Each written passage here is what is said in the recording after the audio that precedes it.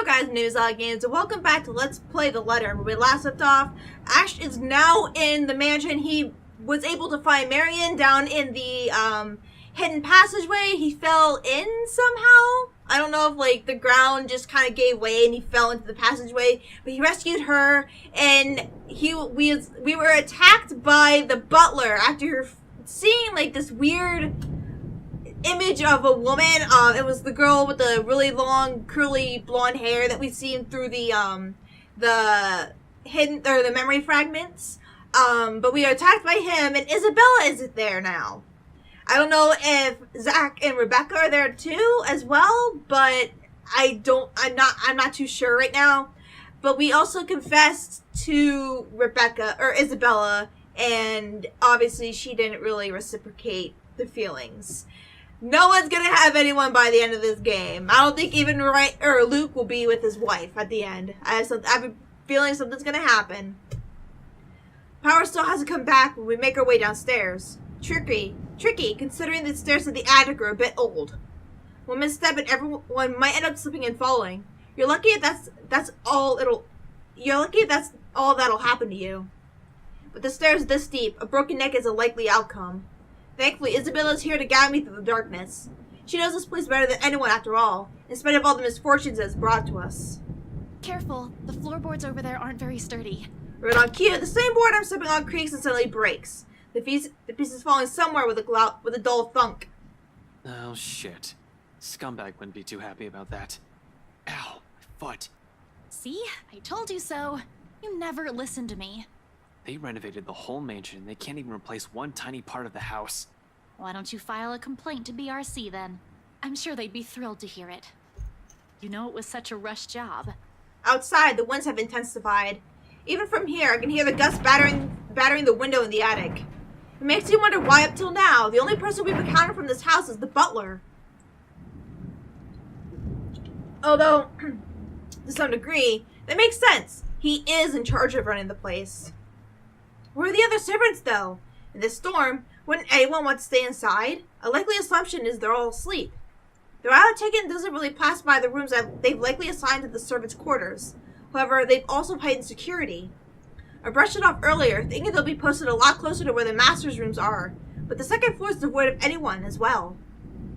As if every inhabitant of this place has suddenly disappeared overnight. Because he also said, "What have you done with the madam?" So I don't know if that means Hana went missing or what. More importantly, where's that scumbag? I don't like this. I don't like this at all. The fact that we're here right in the fucking middle of it makes me all the more queasy. And that feeling only escalates once we reach the landing, and Isabella swings the door open. She pauses abruptly right in the doorway that I almost ran into her. Look at confusion's in her as she looks wildly around the place, wordlessly taking in her surroundings. With each turn and shift of her eyes, her shoulder only grows tenser and a look of apprehension slowly dawns on her. Isabella, what are you... We aren't supposed to be here. Sure enough, when I look up, we're standing right in the kitchen. Pots, pans, and all. Oh, is the house shifting? In one corner, Zach and Rebecca watch as almost as surprised to see us.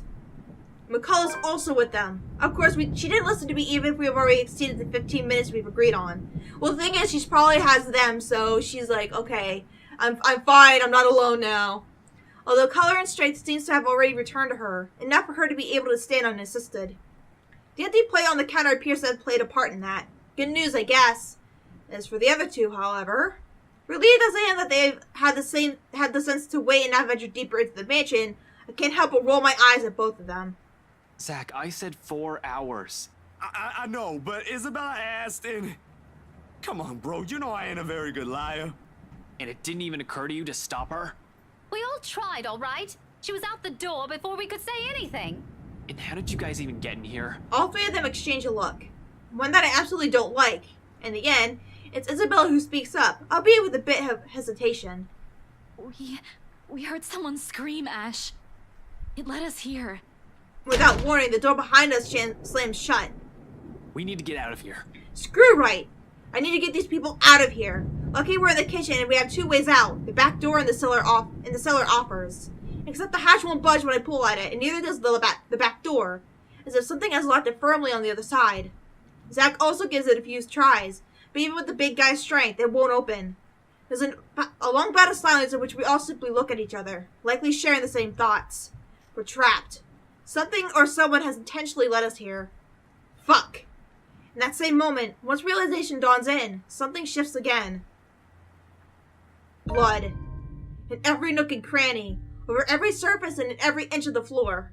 This time, unlike the first one I've seen, it remains and gradually the whole room began to reek of that familiar metallic scent, sharp, suffocating.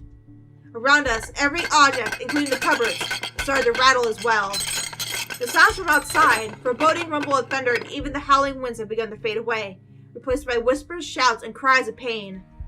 Though inaudible, each beat, note, and note bombards every crevice in my head with vague images and sounds. There's no time to make sense of everything, however. I'm already shouting, fueled purely by adrenaline, barking orders and making a break for the door that leads to the next room, the dining. It should take us right to the foyer, where the main door is. Move! Run! Right in front of us, the mansion has started to change and we're in the thick of it. However, instead of the dining room, it's supposed to open to. The bedroom welcomes us instead. Oh, lovely! This is like a fucking freaking spooky's house of jump scares where each room's like different and the bedroom welcomes us instead. An image that only lasts but a second before blood begins to seep into the room, filtering into the walls, trickling down from every nook and cranny. Everywhere, furniture shakes and every beam rattles.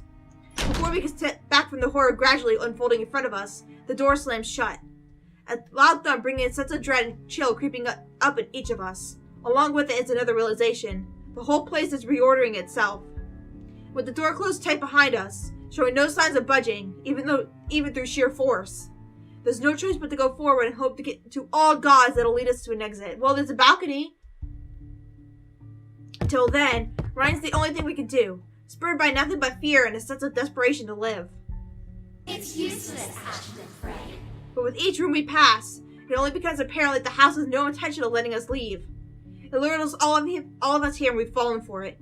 Now it's playing a little game with us, a sordid form of amusement. For whom? The laughters are the only thing we can hear. With every hall we cross and door we slide open, the hope of finding an exit merely dwindles. The gun on my hip is useless here. Useless here. I am useless here. Some fucking genius I am. Some fucking person to trust I am. All of those, they mean nothing in the face of the unknown. You finally figured it out. Huh, Ashton Frey. Just give it up. All of them will eventually die because of you. And you are going to die alone. Shut your fucking mouth. You know it's true, though. All of it. It's why all you can do is tell us to shut up. You don't want to hear a single word. I wonder what everyone else is because you're hearing. already aware of it. You can't even admit it to yourself. Who's the coward now? But no matter how hard you try, you're not gonna be able to save anyone. The more gruesome the place turns, the bleaker our chances simply get. Walls and screams fill our ears as we pass by, words from a time of people long gone, laced with nothing but pure agony, calling out, reaching out to us. Their voice is almost too real, as if we're not the only ones trapped here, that there are others begging for release from this wretched place. Or maybe it's all just a show, a taste of what will eventually be, souls forever held captive in a never-ending nightmare. Mother, I've done it, Mother. Take me with you, please. I can still hear her. She's here. Help me! Help me, please! Is this what the curse is? What it means for all of us? That the letter not a morbid cry for help, but an invitation? A beckoning for unsuspecting souls to be dragged into this place's horrors? To be put under centuries and centuries of torment and agony?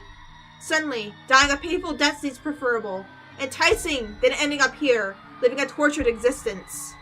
Or perhaps it's all the same. Still, hope worms its way into me, not a usual thing for someone like me.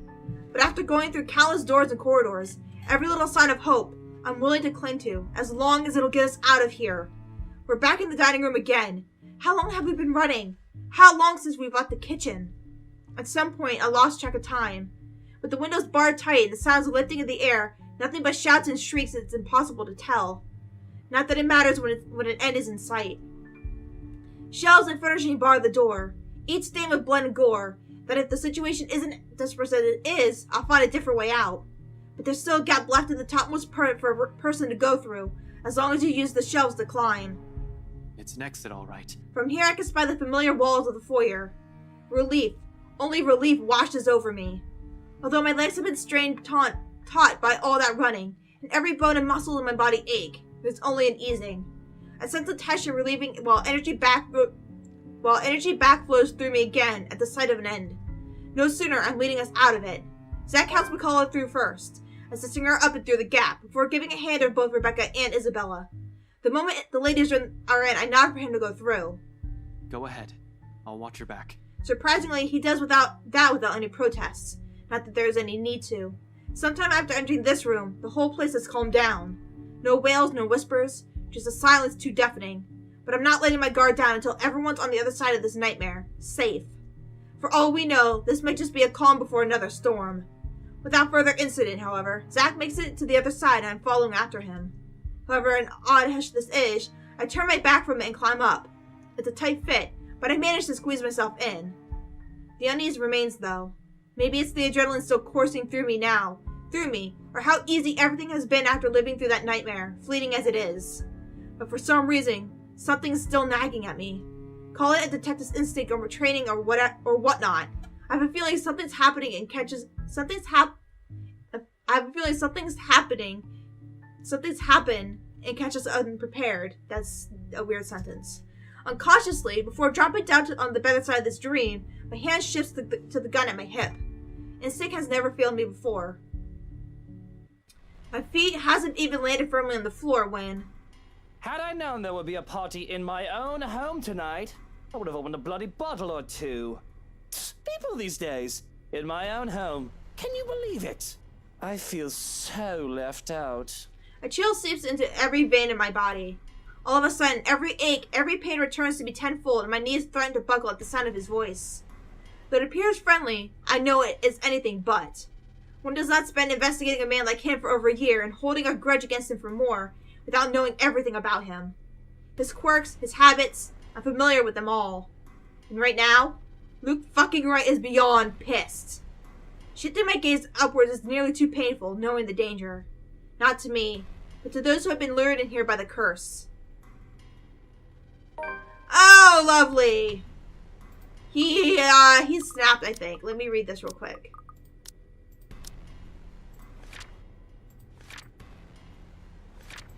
Oops, went too far.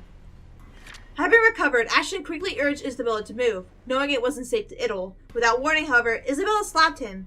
Furious at him for keeping people in the dark, she reminded him of what was important, and with it came a realization about himself. Understanding how much she has also meant to him, Ashton took both of her hands in his and apologized, and in a rare moment of honesty, confessed how he truly felt for her.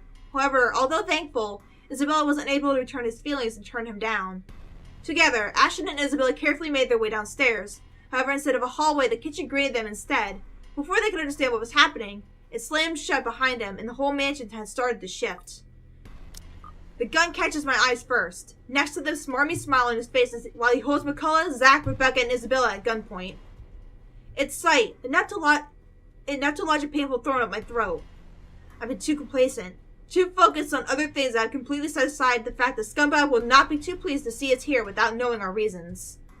But even with those, good intentions, curses, and ghostly apparitions aside, we're still trespassing in his home. The question is, if he's even aware that the whole of his household has somehow disappeared, he might be the only one here. Likely not. Fuck. Even with people he knows among the crowd, there's a significant effort in him not to simply shoot everyone in sight. And really, Daisy, even you, what would Kylie say? Luke, this isn't what you're thinking. You have to listen to us. There's something going on here. Well, obviously, why else would people be trespassing in my home? What about little Lily over there, then? What's your excuse? Checking back if your clients are doing okay? Is that it? Is this what this is? We're doing good, by the way. Sir, please.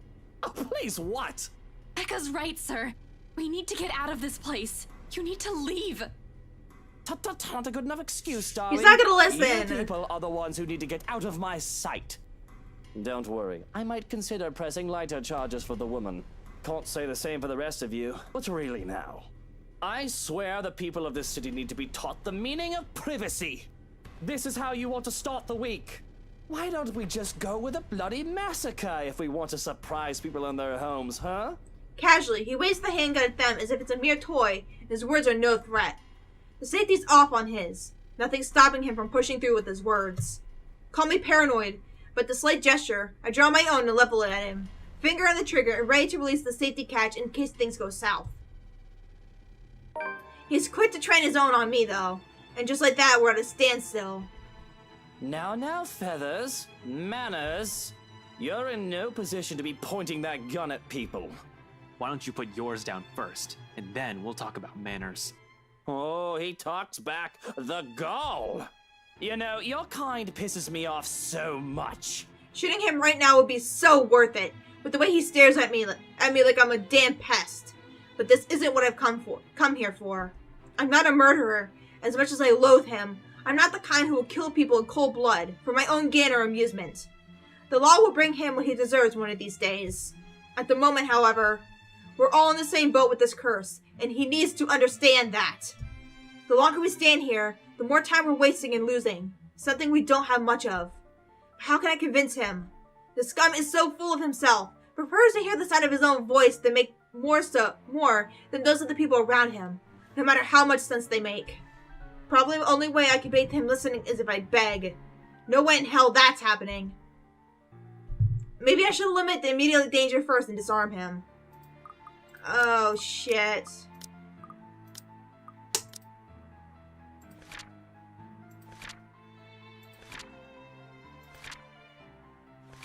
After a long, desperate run in search of a way out, the house calmed down for some reason. An exit is finally in sight. Waiting on the other side, however. Oh, man, I don't know, because I don't know what he's gonna do. If I try to disarm him, what if he ends up shooting someone? If he ends up hold on, let me see. If he ends up shooting someone, I can't...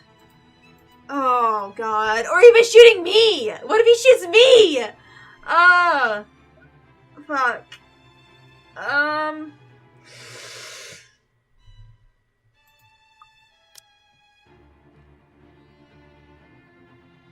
Disarm him? Sorry about this. I really don't have time for you. I don't think twice. Within the span of a heartbeat, I'm moving and pulling on the trigger. 2 shots in a quick succession echo across the whole foyer, and both hit their mark true. Wright records with a sharp cry of pain. His pistol falls useless to the floor with a loud clank, followed by drops of blood from his bleeding wrist. Why, you insolent! He's down in 2 successive steps when I tackle him on the floor, pinning him hard with my arm. Oh! Do you hear this, dude? Do you hear what's in your house? Although before I can knock him out with a solid right hook, an agonized wail burst through the tense air, loud enough to echo along the dark, empty halls of the mansion. Piercing enough for every occupant in the foyer to cover their ears and close their eyes. Then all at once, there are images. However, there's no time to make sense of all of it. Amidst the discord and the noise, something whizzes by. Too close, too swift. A brief keen blur that barely registers in my eyes, like an arrow quickly finding its mark and heading straight for... Zach! A time slows to a stop. No! No! What's happening with Zach? In one moment of clarity, my body moves on its own, heart pounding hard against my ears, blood rushing through every vein. Spurred only by adrenaline, in a desperate bid to reach him, and... I don't even get to yell for him a second time. I don't even get to call his name. Ash! Oh no! An acute pain burst through my chest in the next instant. All of a sudden, everything around me feels too sharp. Every edge, every point. Even the act of drawing a breath alone stings and burns my lungs. One intense ache slowly spreads throughout my whole body. Numb. I feel numb. The hand comes away bleeding, shaking while I can only let out a wet, ragged laugh. Soon, without any warning, I'm going down on my knees, and the whole world is pitching sideways. An arm, strong and steady, is on me the second I stumble back, catching my fall. Oh, it's... It's... Why? Zach has always been there after all. Even now, nothing has changed. Ashton? His hands are shaking as he looks at me with dread. A pang of regret hits me at the sight of it. I wonder if it can switch depending on who. Like, maybe it can switch to Rebecca or... Because Zach's is the most. Maybe it can switch to Rebecca or Isabella. Sorry, Samara. Oh, I'm gonna cry. This is so sad. Hey, bro. Stop talking, will you? This isn't... It seems this will be the last time anyone will call you that. There won't be anyone to cause you trouble anymore. Bro, Ah! this ain't the time to... Oh, I gotta go back and save him. Just stop it with the jokes. I gotta save him. I can't let him die. Oh my god, I can't let him die. I can't do it. Oh my god. So if I don't disarm him, maybe something better will happen. Cautiously, despite the stabbing ache shooting up at every moment, I reach a trembling hand to bump a fist against his chest, just like old times. My arm never makes it far, however. Midway, he meets my hand, catching it in a tight grip, as if to still hold on to life slowly slipping away. Not that he will be able to. The pain is easing. Everything's going cold. Ugh! Don't worry, bro. We'll get you to a hospital. If you can even leave the fucking house. Just don't move, okay? You're gonna make it worse. Ugh. Fine. You can call me. Man, you can call me, see, man. All you like, after you're fine. We'll get you help. I'd like to agree with him on that. Reassure him. But I've gone through a lot. Survived a lot of shit. It doesn't take a genius to figure out that I'm done for. Whatever hit me, a hole to the chest is fatal enough. I don't think I'm going to bounce back from this. I'm dying. I'm sorry. I should be afraid in this moment. Yet I'm not. No fear. No dread. Just an acceptance. And a deep regret as she appears before us. Her voice echoing through the foyer. It's Hana.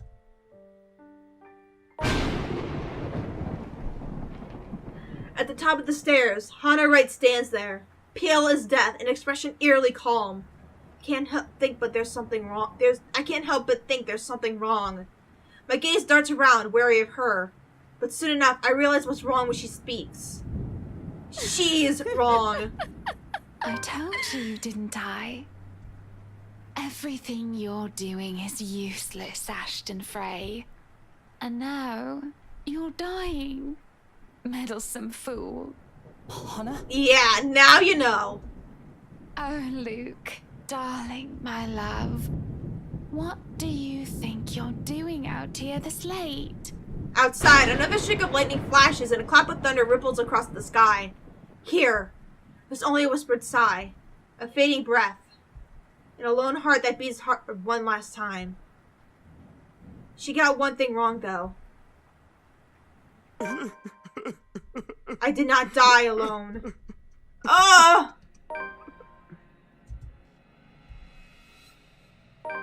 You've unlocked the memory fragment. Oh my god.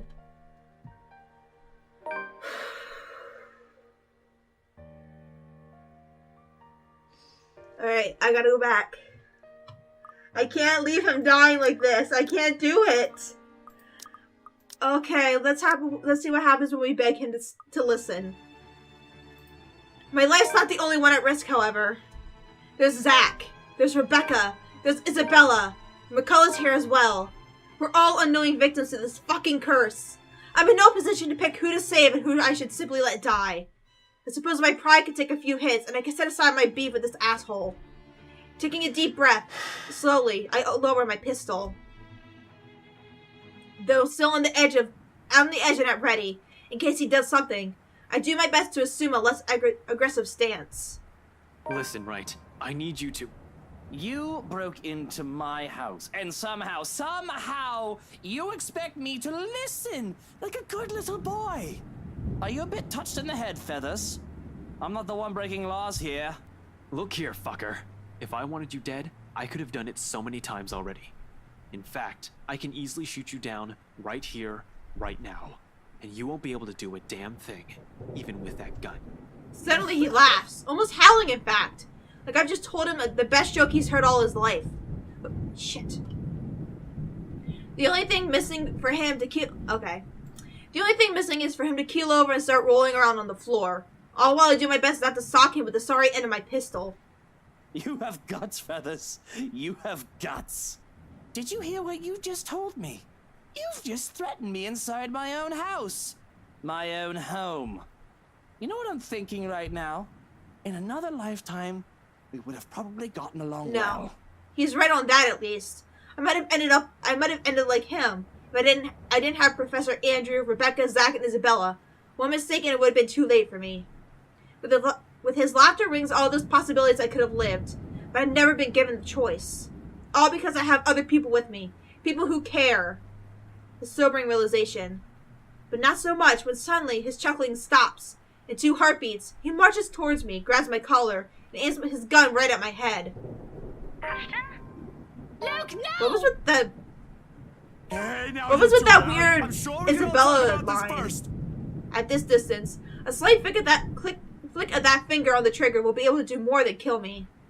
What is it that you people really want with me? This is the second time this week, and I'm really getting weary of this little game. Did the NCA send you to apprehend me, or has somebody paid you off to kill me? Which one is it, Feathers? Mind you, my arm's getting tired.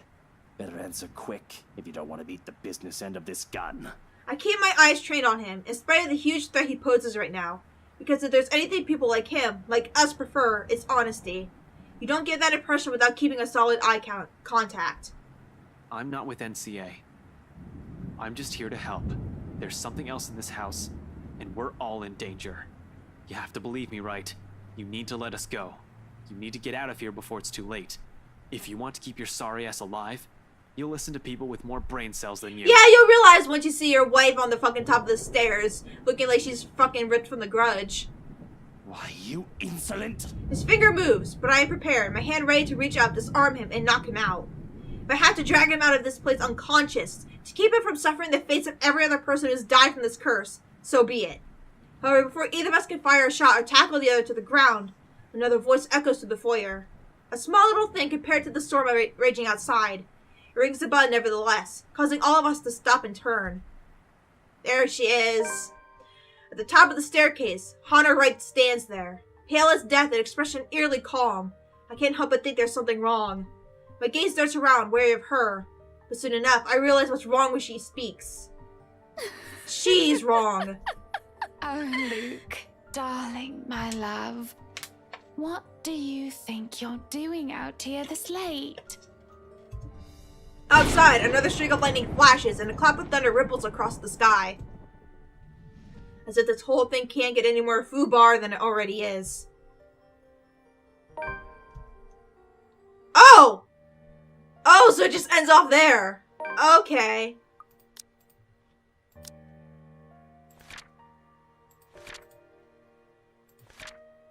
Alright.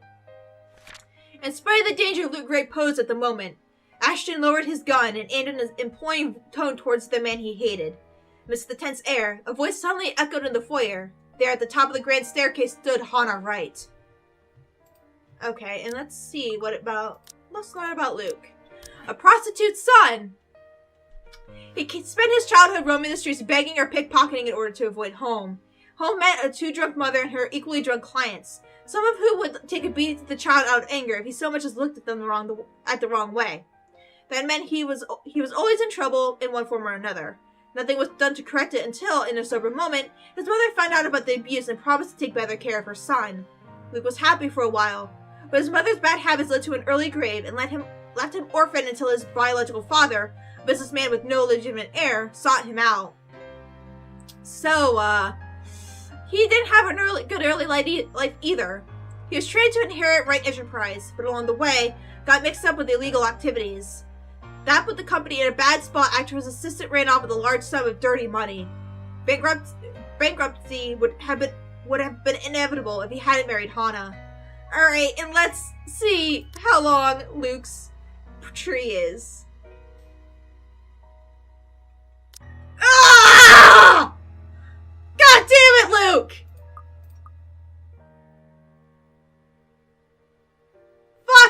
Luke!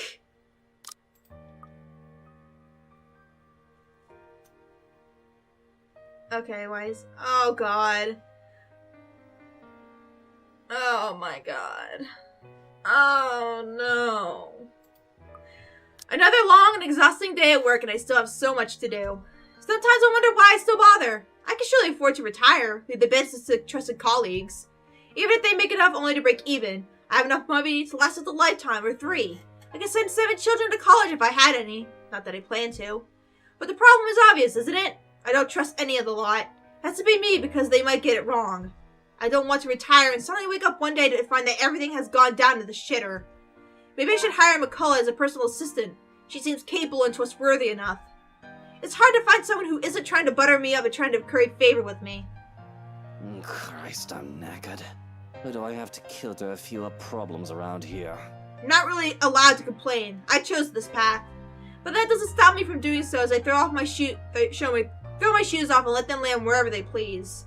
Petty maybe, but there's a certain joy that comes with stepping on a carpeted staircase with nothing but my socks on. Alright, so this is October 29th. Oh, so there's actually... Okay. But I'm pretty sure that a lot of this is the end of the, like, actually wrapping the story up. Alex said no distractions. I could call up Johannes for a sandwich, but that's probably it. I've got a suitcase filled with contracts to check over and sign before I can retire for the night. I'm also waiting for a call from Suarez for any new updates regarding the IT leaks. A real cause for concern. It's the reason that there has been an investigation on me. Had it been a new thing, I would have let it run its course. But it's been going on for far too long, near 3 years, for me just to take on a passive role in the affair. I've only kept my head this far because I managed to mitigate most of the damage with several favors. And some grand puppeteer to ensure the high-profile law enforcement and government officials keep me out of trouble. But who knows how long it can stay that way. Powers are shifting and the current can be unpredictable. The whole exit business is already shaking things up and upsetting the balance. It's only with great care that I stay where I am, but the smallest of efforts can unravel all that I've done. It certainly won't help if I'm being accused of things, whether I'm guilty of them or not, because some computer chump thinks he can play a game with me. And well, shit. It would be a miracle if I get to sleep tonight, though that is hardly surprising news. Before I can even take a step into the study, a voice from the bedroom calls out to me. Luke, darling, you're finally home. Why don't you be a dear and come in So here? this is the day after the party, but the day before Hana gets possessed. Am I right? Oh no, it's the day she does get possessed. Oh, so she just put the necklace on. And I hesitate for a moment. I do have work to be done, but I suppose greeting my wife as I get home is only proper. I've already been gone for most of the week unless I needed to be here for work on the house. So with a sigh, I head towards the bedroom. Oh! Wow! Okay! This is a different turn for her! The feeling that came to me as I entered the room are definitely mixed. For one, I am somewhat floored by the sight that greets me. There's confusion. Exasperation is strangely there as well. It's, as to be expected, there's desire. She is a divine goddess, or rather, she is a horrible temptress. What man wouldn't be attracted by that? I guess they could be a sausage jockey. But that is beside the point and not relevant to the situation I found myself in right now. This is nice and all, but why does she have to go and do this now of all nights? My love, the bed is Slutty Hana! without you. Oh my god. The matter of the fact is, I've never seen Hana all primped up like this since our first year of marriage. There must be something special to bring on such an act. Our wedding anniversary has already passed, so that can't be it. Hana's birthday is in April and mine is in August, so it can't be any of those either. So what in bloody blazes brought this on? Is Hana drunk? Why don't you just, take He's a just like, rest? I'll be busy all night. What? Is that answer too cold? I don't mean it to be. She certainly doesn't look amused. Come on over and stop being a boring old man. Work can wait. Maybe I can entertain her just for a while? It is a tempting idea. But no, I'll never get any work done that way. Imagine how horrible it would be to get a call from Suarez in the middle of a shag. That would certainly kill the mood and piss me off more than anything. It would be even worse if Kylie steals the phone from him, as the little ankle biter is prone to do unless her father is locked in a room. Just thinking about the possibility is weird and turns me off from even trying anything. I'm afraid it can't, Buttercup. But hey, it's Sunday tomorrow. We can go out for dinner right after. Somewhere nice like that Italian restaurant you wanted to try out? Why don't we skip dinner tomorrow and eat out tonight? Oh my god. Whoa there, why don't we slow down? Looks like someone is in the mood, but hey, there's a time and place for it. Apparently her time and place is now. I grew up in a house where sex was a constant thing. It's just a thing that the body does, more or less. Sometimes it comes with social implications, supposedly. With paper-thin walls and a mother that, with that horrid job of her, makes me think that way. But I learned later on that it isn't the case for everybody. Suffice to say, this is really odd. For her, at least. Yeah, I think she's possessed already. I'm quite sure that she never grew up in a sexually promiscuous home like I did. She grew up with a well-to-do, normal, and decent family. And in the 7 years we've been married, she's never acted this aggressive about sex. We do when the mood comes to that, but never like this. And when I'm in the mood and she isn't, that's about the time I go around town to have my back scratched. I've got nothing to be guilty of, I believe, as long as it's just lust and not love. But still, you're cheating on your wife. You're still cheating. That's a good way to explain it, I guess. I'm just really confused and try to come to grips with reality as it's presented to me. Well, this is the place, but now is not a good time, darling. Like I said, I have plenty of important work to be done. Any other night, this would be great. Excellent, splendid. But not right now, okay? I suppose if that's what you want. I can have my prince Oh another my time. Jesus. A chill runs up my spine as she calls me that again. My prince. Is she going through some midlife crisis? I know she's not the sort to play pretend with that sort of thing. Now that I think about it, this is probably some dream. Perhaps I've been exposed to something. Jesus, I've gotten and fucked my own brain over. That could be the only explanation. Or at least, the only explanation my mind wants to accept right now. But if it were, I should probably accept her offer, no? But on the off chance it isn't, I shouldn't. Either choice fucked someone over, quite literally at that. Yes, that's right. Another time. So if you could put your dress back on. It's really chilly right now, isn't it? You don't my want to catch a God. cold if we're going out tomorrow. Thankfully, she's done as she's told, which puts this strange episode to an abrupt end. Unfortunately, she had to put her dress back on so painfully and seductively slow. I suspect she knows the things she does to me. As much as I like to have the engine running, there are things to be done to make sure we can keep on enjoying a glamorous life as we do now. I'm starting to think you don't find me beautiful. Yeah, she's anymore. already looking super pale. Is that what brought this on, then? You are an angel. A goddess, Hana. Of all the flowers in this garden, you are by far the most beautiful and rarest of them all. Every bloke would want to be with you, and every lady would want to be you. I'm sure it goes the other way around, too. I'm lucky to have you, and I don't know how you put up with the likes I of don't me. either. I'm really sorry, darling, but it really isn't a good time.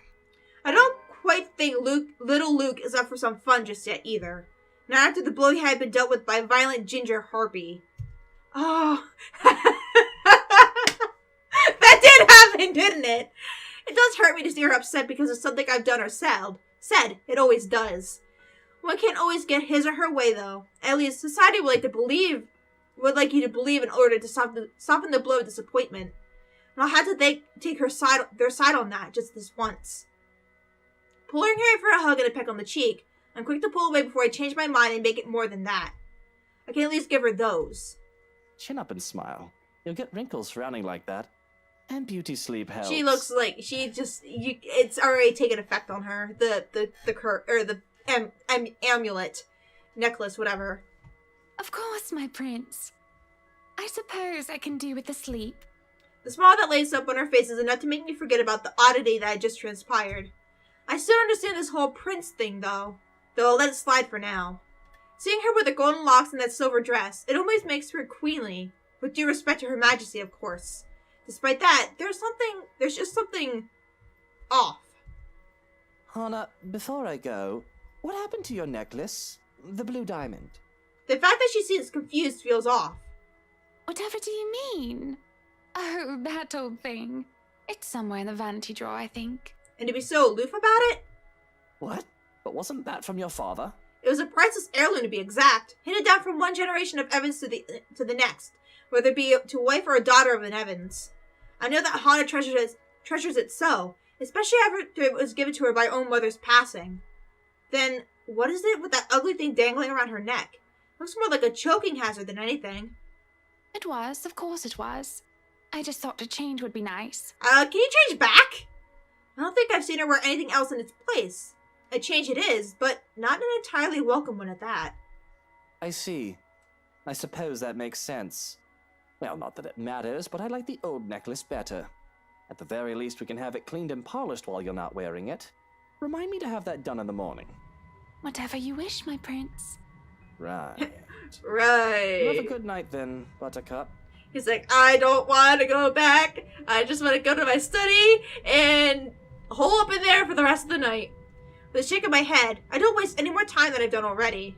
Heavy suitcase in hand, I head straight into the study and... Oh, fuck. And dive right into the contracts. There's a whole stack of them, too. Mostly to do with property management. Nonetheless, careful work needs to be done to put them with, as with everything else. My attorneys have already checked them over, but I like to be precise. I'm not going to sign if there's even a single line I do not like. It's a long way into the night when a coldness envelops the room. I suspect at first that it's merely just the usual chill. But the heaters have been turned on as the strange sunny weather that's been gracing us as of late has come to an end. The door is barely open, just by a crack, though I shut it in case that might help. Satisfied, though not as much as I would have liked, the room still feels freezing. I make my way back to the mess of documents waiting for me at the table. This looks like it could be like a secret passage to something. Just a few more, and I can get that well-deserved rest. Get out of this place and dive into the warm comforts of my bed. Then maybe if Hana's still up for it. Well, it's more than enough motivation. Parking my rear back on the chair, begin my work with the last of the blasted papers. More than ready to be done with everything I turn in for the night. Only for another chill to startle me to a stop. That's when I feel the hairs on the back of my neck stand on end. Eyes boring at the back of my head. A brush of air just at the nape. And when I glance back... Oh, no! Reflected in the lone portrait in the room, someone stands behind me. Fuck. Just by the study doors I closed moments ago, though I did not hear it open. Perhaps it is Hana, trying to be sneaky, or Johan's being a bellend of a spook as usual. Do I really have to ask people to knock before they enter? Seriously now, this is anarchy, and I'll have you know... I turn, but there's nothing. Huh. Must have been a trick of the Oh, light. you wish. Oh, it is getting late, and I should really go to bed myself. Just have to finish looking over a few more contracts, and... Yes, just finished signing these, and I can have some rest. Maybe arrange for a day off in the morning. Sighing, I steel myself for a long night of dry paperwork. Still, the feeling that I'm being watched stays with me all throughout the night. Alright, I'm glad, to be honest, I am very, very glad that we skipped the fucking open house, that we skipped the party. I'm glad we skipped all of that, because to be quite honest, it was aggravating going back and rereading that. Like, if you want to do it, I don't know, I don't know, it's like we know what happens, you know, whatever. And I guess it is because, you know, the characters, have different thoughts in that, but still, it's just like, ugh. Oh wow, Hannes is down. Why? I was like, why is it all the way back there? Oh god, it's gonna be forever. And with the sun rising comes another disturbance. Both too loud and too sharp for my taste. It's Zach! And I have very fine tastes. When the piercing rings of a doorbell reaches even the study, I'm very much inclined to think the person who built this place lacks any sense of it. Perhaps the only good in this is that the ruckus has chased away the kneading guilt from last night's commotion, if only temporarily. Still, it's a bloody annoying distraction. I can tell already that it's going to be a long day. It hasn't even started. Before the racket even lasts another minute, I'm peeling myself off the chair and heading straight for the main door. There will be another murder today if this doesn't let up. How quaint. It seems everything in this blasted universe is intent on getting in my nerves as of late. Gordon Bennett! Only a Nancy would knock at such an ungodly hour! In the first place, I shouldn't be the one doing this. This is why I hired a valet, for fuck's sake. Where's that damn butler when I need him? I'll be honest, if only for today. With the mansion this quiet at this hour of the morning, it's easy to believe those little ghost stories might be real. But the only horror here is how odd my own wife has been acting as of late. There's no place for fear when another set of problems already burns that fuel. So I'll wait for another second. When no butler answers my call, I simply yank the doors open myself, perhaps with more force than needed. And maybe I should be appropriately there, considering the person on the other side in the hour he dared appear on my doorstep. Even someone with half a brain knows not to disturb anyone this early. Brief confusion quickly gives way to anger, and before the bloody photographer can even get a word in, I'm hurling venom at him. It's less than he deserves, really. Hana will disapprove, scold me for treating the man with such disrespect, if she hears me right now. She seems fond of him after all. Treats him like a friend she's known for years. But she's not here, isn't she? Well, what she doesn't know... You! Again! It's bloody 6 in the morning! What the hell is it now? Listen, sir, I know this is not a good time. Oh, it's not a good time! Did you even check the clock before coming here? I bet you didn't! This is still my home. My rules also apply to this place as much as Hana's do. As simple as that. Unlike you, the ones living in this house need to sleep. It just so happens it's also a person I will never take a liking to. No need for remorse. Come back when people are actually awake, or I'll call security on you. He continues shouting even as I slam the door in his face. Some nonsense about the news lately, though I don't understand most of it. However, with the closed doors muffling the better part of it and with no ears to listen, his tirade doesn't last too long. Eventually he leaves and the silence once again fills the room, as it should. In hindsight, maybe I should also call for psychiatric services. He certainly sounds mental just screaming like that. A suspicious man like him left to roam in the immediate grounds? Nothing good can come of it. But if his presence will indeed bring a problem, a sign of bad things to come, I'll probably know soon enough. Worst comes to worst, Johans will take care of it, if need be. That's what I'm paying him for. In the meantime, I need rest, even for just a few hours. My lovely wife's still fast asleep when I finally join her in our bed. As odd as she's been acting lately, her company is nice after spending long, grueling hours going through business documents. Then again, it's not like I'd be losing out much if I take a break or two. In fact, all I had to do is say the word, advanced general electronic stocks are going to go down. That's the least I could do after Rochelle's advances outburst during the party. I hardly doubt she will be Rochelle and leave for long. Not if Harvey has any sense in him. So with a sigh I drift off, setting aside my problems if only for a few hours. Waking up to find my bed empty hours later is a strange sensation. Not to speak ill of Hana, but I've always woken up first, even in the early years of our marriage, mostly because I've always been accustomed to doing so. As a child, I woke up early to skip the house before one of Mother's scheduled day clients come in. Later on, it was to assist with breakfast and prepare for school. And it just kept with me through the years for one reason or another. If there was no reason to wake up at 6 in the morning, my mom would always find a reason to. To work, to nurse a terrible hangover, to make sure I was the one leaving the bed first, just because, and not the other way around. Checking the time on my phone shows it's nearly 8:30, but what can I do about it? Getting up is an entirely different problem on its own. Waking up, after only getting a few hours of sleep in, has my body stiff and sore and my mind feeling lethargic. A part of me wants to go back and doze off again, an alien feeling to me, but it's already far too late for my tastes. All I can manage is to sit up before there's a knock on the door.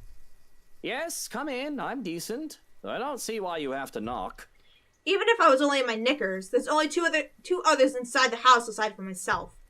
I've arranged for the staff to have the Sunday off, with it so close to a holiday anyway, so that I could have some peace and privacy. The security outside the house doesn't count, of course. There's no need for Hana to knock, so I expect to see the butler and ready myself for approach. To see that it is Hana is odd, but not a cause for concern. Most likely she too found it strange to see me still sleeping and had let me indulge. Yet there's something off. I just can't put a finger on what it is. Whatever it is, it can wait. Besides, when there are strange things, it's better to wait them out as they often become apparent with time. Not that I should complain when she greets me with a sunny smile on her face and a tray of food. Good morning, dear. It looks like I overslept, huh? I haven't had that pleasure in a long while. You should really indulge in it a bit more, my prince. I hope you do not mind, but I made breakfast Make for sure you. she didn't poison it. I've been expecting her to tell me that she brought the meal up in order to eat together. Not that she made it. For in all our marriage, Hana had never cooked once. Though I can hardly find it in me to question her efforts. Unless she was trying to poison me. Perish the thought. But she carries with her a platter of pies, delicious looking, round pockets of goodness. I had no second thoughts of fishing one off the plate with a hum, in fact. It smells divine, and it looks the part as well. The crust from the outside looks like it's been baked to a golden and flaky perfection. The egg wash wasn't forgotten either, giving it a nice finish. You made these? You're not pulling my leg, are you? These look great. I make only the best for you, my love. Do try it out yourself, yes? I want to see what you make Well, of dear, it. it tastes a little bit like rat's poison. Perhaps I will be able to prepare more meals for you in the future. Breakfast in bed? You spoil me, darling. Well, I can't say no to that, can I? Bon appetit. The crust of the pie breaks easily with a bite, and I'm greeted with the taste of nice buttery pastry. But looking back down at the pie, I feel a bit put off.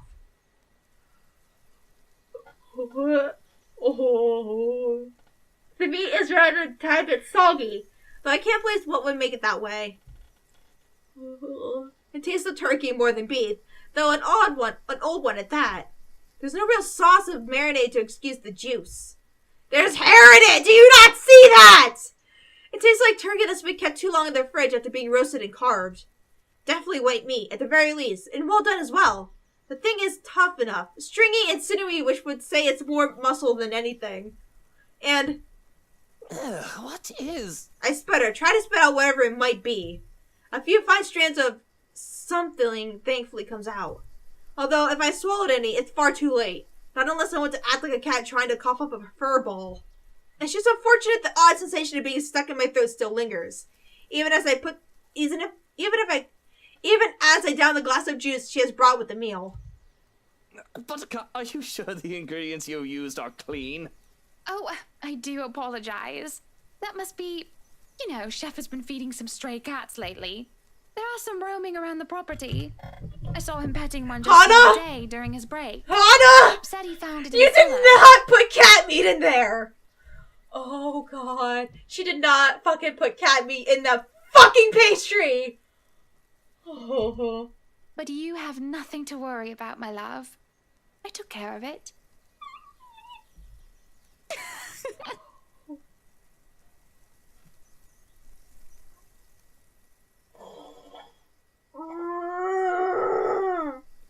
She laughs then, probably because of the funny look on my face. But I just had this funny image in my head of Hana chasing after a cat to shoo it out. We aren't cat people, but I doubt that means she would be cruel to the feline. Maybe the other boys are Oh, coming. yeah, okay. I don't quite have the appetite for breakfast anymore. But thanks. Bloody cats. If that is what you wish, all the same, it will give me more time to spend with Oh, Hana. you. You will spend time with me. No! I did tell myself that I will let myself have the day off today, but she doesn't know that, and I can't help but feel that offness again as her eyes burn through me. There's an eagerness there, a hunger, which makes my skin crawl, an unnatural reaction. I can do little else but nod, because answering otherwise seems the wrong thing to do. Would it please you to have some tea then? I can fetch it if you wish. Are you gonna put bleach in it this time? Pushing myself off the bed with a groan, I roll my eyes and sigh. The crick I feel in my neck is easily taken care of, and I try to find my bed head to something a bit tamer. All throughout, Hana still watches me, expectant and doting. No need for that. We can have tea in the parlor, if you don't mind. Really now, Hana, there's no need to busy yourself over it. Would it please you to have some tea then? I can fetch it if you wish. You said that! I shall go ahead and prepare the parlor then. Just relax. I barely said 2 words before she's out the door, however, and I'm left speaking to air. Hana? He's like, my way of scaring me. What is up with that woman? Though perhaps I should have said no. Perhaps I should have feigned business or claimed a restlessness that would let me out of the house, away from her and her pies. Because as soon as I stated my intent to laze the day away, that woman would neither let me lift a finger nor step a foot outside. She is animated, oddly so, moving about the parlor and fetching things for me that she deemed necessary. And were necessary. As if she knows what I need or want before I can even voice it aloud. A pillow for my feet and a book to read, though I cannot, for the life of me, focus on it. It does not bother me too much as I've read the picture of Dorian Gray twice over. I knew nothing but shadows and I thought them to be real. I should be glad for the attention and the doting, really.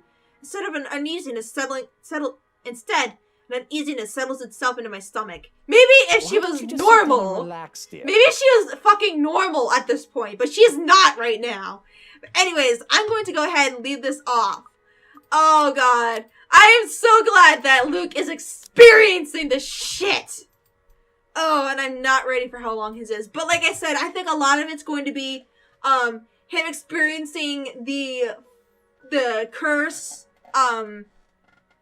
finally experiencing the curse for the last, it's what, 3 days? The past 3 days, as well as the finale of all of them trying to break the curse, freeing Hana, you know, doing whatever they need to do with the house. So there's only one ending, so I guess it's just like, I'm wondering if like there's only one ending to each, or like to this, but it's like, okay, well, you know, Zach, Ashton, Rebecca and Marion could be dead, and then, you know, Luke could probably die here. He could die one of these, you know, I don't know. Actually, look at Ashton's real quick. Okay, it was the top one. I don't know about the bottom one. Maybe that was maybe that's if Isabella came with us, maybe? I don't know. Anyways, I'm gonna leave this, or no, she doesn't come with us. She breaks into the house anyways. But anyways, thank you guys so much for watching. I'm eager to see how this game ends, how this story ends up. I'm eager to see his reactions through the whole curse, and maybe if he gets any nightmares and anything. Oh, I want to see this fucker freak the fuck out so bad. But we'll see you soon. But thank you guys again so much for watching. Leave a like if you liked it. Leave a comment if you liked it. I'll see you guys in the next episode. Bye! Did she follow after me? Who else came with her? Zach? Rebecca? Are they all here? Oh no! Panic surges within me. She knows how bad the situation is. But does she really have to run in here and expose herself like that? Does she even know how to use a taser? For fuck's sake! More than worrying for my